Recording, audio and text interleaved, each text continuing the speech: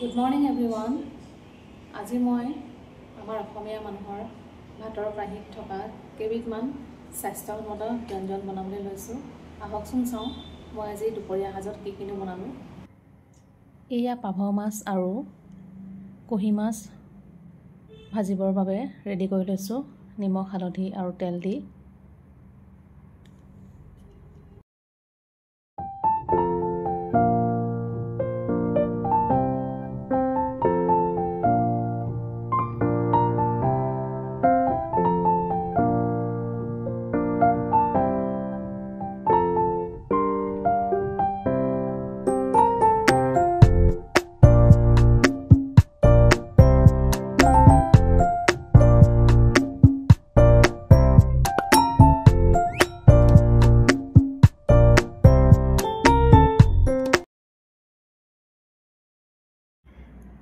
এতিয়া মাছখিনি ফ্ৰাই কৰি লওঁ।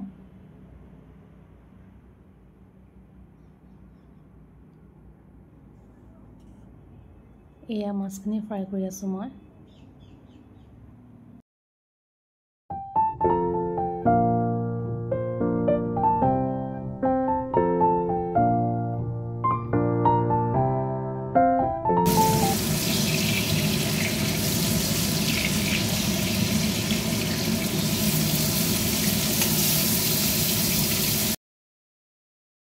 আনফালে মই ভেদাইলতা পাত আৰু আগবোৰ ছিঙি লৈছোঁ।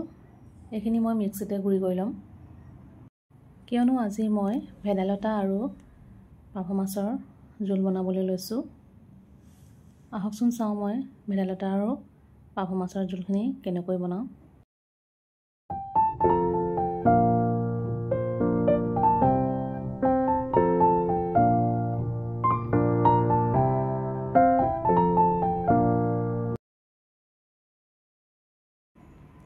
এয়া মোৰ মাছখিনি ফ্ৰাই কৰা হৈ গ'ল।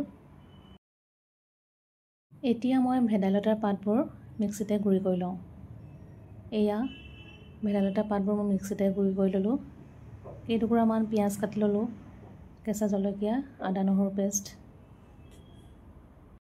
এয়া মাছ ফ্ৰাই কৰা কেৰাহীখনতে মই আপোনাৰ তেল দি দিলোঁ। কেইটামান গোটা জিৰা তেলতে দি দিছোঁ। এতিয়া মই পিঁয়াজখিনি তেলতে ভাজি লওঁ অলপ।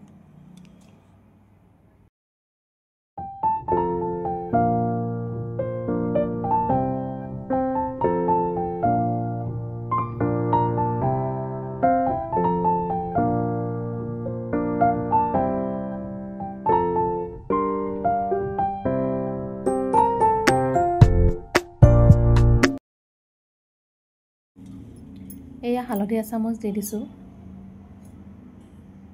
তাৰপিছতে মই পিঁয়াজখিনি ভালকৈ ৰঙচুৱাকৈ ভাজি ল'ম। এই জোলখিনিত সুগন্ধৰ বাবে মই পিচি লোৱা আদা নহৰুখিনি দি দিছোঁ।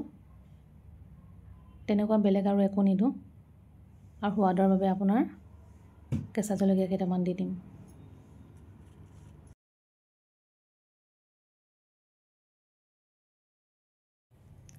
এতিয়া মই পিচি লোৱা ভেদাইলতাখিনি দি দিছোঁ। এইখিনিও মই কম জুইত ভালকৈ ভাজি ল'ম। ভজাৰ লগে লগে আঞ্জাখন ক'লা হৈ পৰে, মন কৰিবচোন আপোনালোকে। ভেদাইলতাৰ জোল মাজে সময়ে খাই থাকিলে শৰীৰত তেজৰ পৰিমাণ বাঢ়িবলৈ ধৰে। সেইকাৰণে আমি মাজে সময়ে ভেদাইলতাৰ জোল খাই থাকিব লাগে।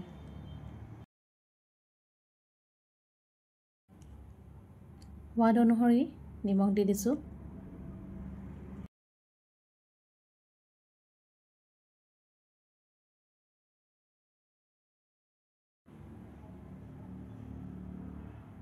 এতিয়া মই ঢাকন মাৰি দিছোঁ।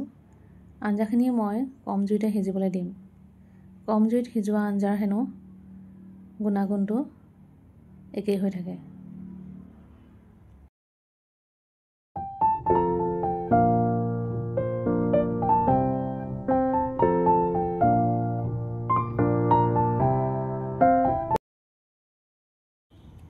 এতিয়া মই ভেদাইলতা আঞ্জাখনত অকণমান গৰম পানী দি দিছোঁ।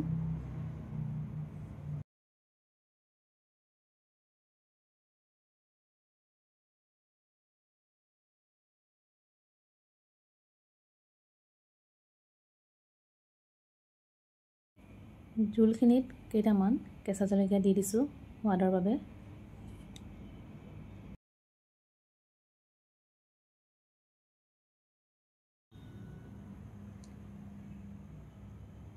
গৰম পানী দিয়াৰ পাছত এতিয়া ঢাকন মাৰি কম জুইতে সিজিবলৈ দিম। আন এটা কেৰাহীত মই এতিয়া তিতাকেৰেলা আৰু গুটি আলু ভাজিবলৈ লৈছোঁ। এতিয়া মই পাভ মাছকেইটা ভেদাইলতা জোলত দি দিছোঁ অকণমান ইয়াতে সিজি থাকক বুলি। ভেদাইলতা আৰু মাছৰ জোলকণ অকল স্বাস্থ্যসন্মতই নহয়, খাবলৈও বিৰাট সোৱাদযুক্ত। যিবিলাকে বনাই খোৱা নাই এবাৰ বনাই খাবচোন মাছৰ লগত।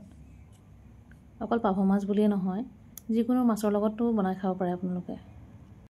মাছৰ জোলখিনি ডাঠ হ'বৰ বাবে মই বইল কৰি থোৱা আলু কেইটুকুৰামান মাছৰ জোলখিনিত দি দিছোঁ।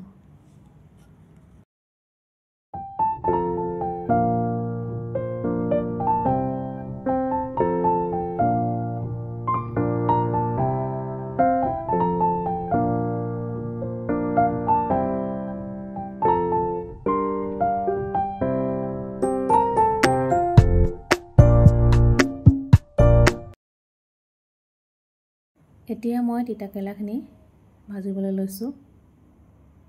তিতাকেৰেলাটো সকলোৱে ভাজিবলৈ জানেই।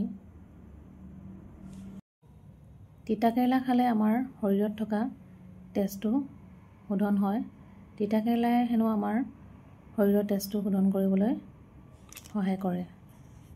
এয়া গুটি আলু আৰু পিঁয়াজখিনি মই ভাজি লৈছোঁ প্ৰথমতে।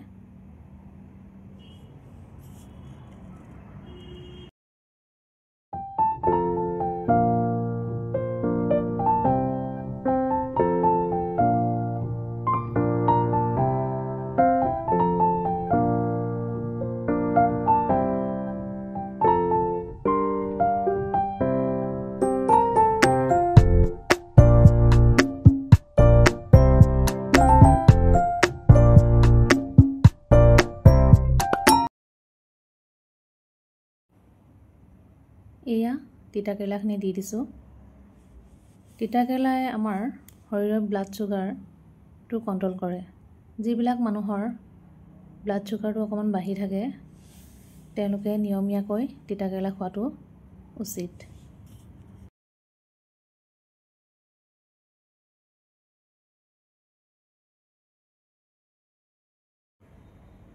এইফালে আকৌ মই আম, পদুনা, নৰসিংহ পাত আৰু আপোনাৰ মচন্দৰী পাত কেইখিলামান দি চাটনি বনাবলৈ লৈছোঁ। চাওঁচোন আহক। এয়া মোৰ তিতাকেৰেলা ভাজি বনাই হৈ গ'ল। আনফালে পদুনা চাটনিও পিচি হৈ গ'ল। মই চাটনিখিনি মিক্সিতে পিচি ল'লোঁ। এয়া আমাৰ অসমীয়া মানুহৰ ভাতৰ কাঁহীত থকা স্বাস্থ্যসন্মত ব্যঞ্জন। এয়া পদুনা চাটনি, তিতাকেৰেলা ভাজি, মাছ, এয়া ভেদাইলতা মাছ, আচাৰ। এয়াই আমাৰ অসমীয়া মানুহৰ ভাতৰ কাঁহীত থকা স্বাস্থ্যসন্মত ব্যঞ্জন। আমাৰ এওঁ এতিয়া পৰিৱেশন কৰিবলৈ লৈছে। ভিডিঅ'টি সম্পূৰ্ণকৈ চোৱাৰ বাবে